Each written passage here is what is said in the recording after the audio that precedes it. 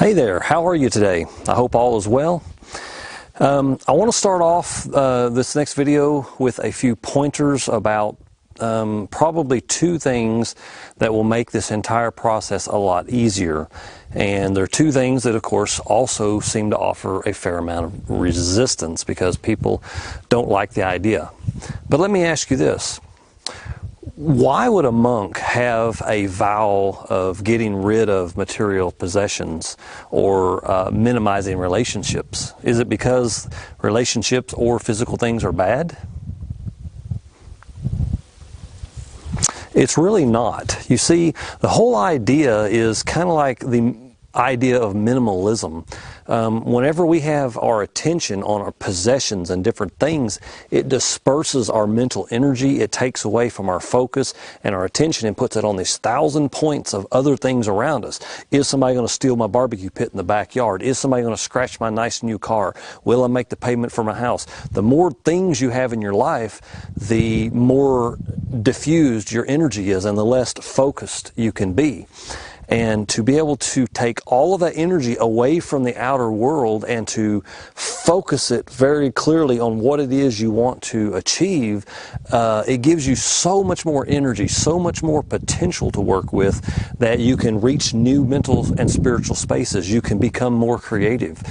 And I'm not necessarily implying that you have to get rid of all your material goods. Just think about that and place it in the back of your conscience and see where it might take you. It might just be simply a matter of breaking those attachments to those things and distractions that are all around us that we've put around us in our lives. Now, once you're able to bring all this energy together to focus, that becomes the next big keyword is focus or clarity. What are you going to focus this energy on? What are you going to put all your power down to the single smallest point to achieve? And of course, to answer that question, it's best if we start with a foundation of what do you want? I mean, really. What do you want? You need to be crystal clear in this because it's going to be a major factor in making your decisions, choosing your direction, and even whether or not your business idea is even actually something that's going to work with your soul and your subconscious or your super greater conscious. So the more clarity you can get, the better. And a lot of times you ask somebody something like, well, what do you want? And they'll say, I want $1 million. Well, why do you want $1 million? Because I could buy all this stuff in a house. Well, why do you want the stuff in the house? And well, because it makes me feel secure and abundant. Okay, so it wasn't the $1 million that they wanted. It was the security and the abundance of having what they wanted when they wanted it. And that was really the issue. Now, I've found in my life, actually, that the more minimalistic things are, and the more clear I get on what I want, the more I realize that all of these attachments that money brings isn't really what I want. It isn't the hunger of my soul. It isn't that which fulfills everything that I am. It isn't that which is able to give and express beauty into the world.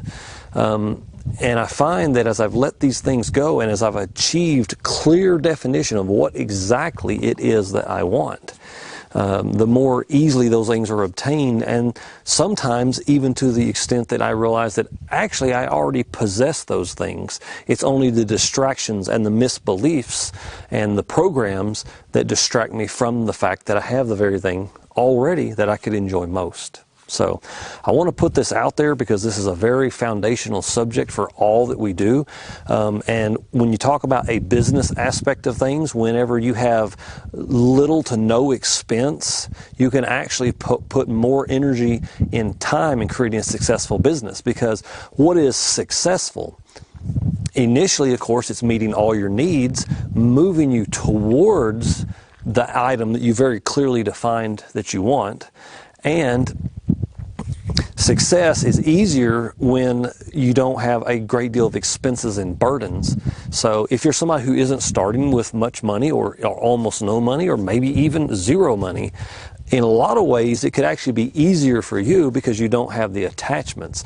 And so you can really focus down and get things done. So just consider that as we move forward in this series, and look for ways that you can simplify your life.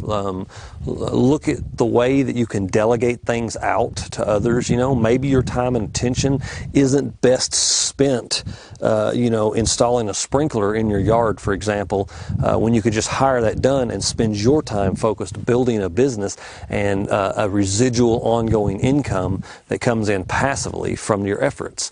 So you really have to start learning how to let certain things go. Sometimes that's letting go of control. Sometimes it's letting go of the idea that we even have control, or it could be letting go of our physical possessions, worry about our brand new car.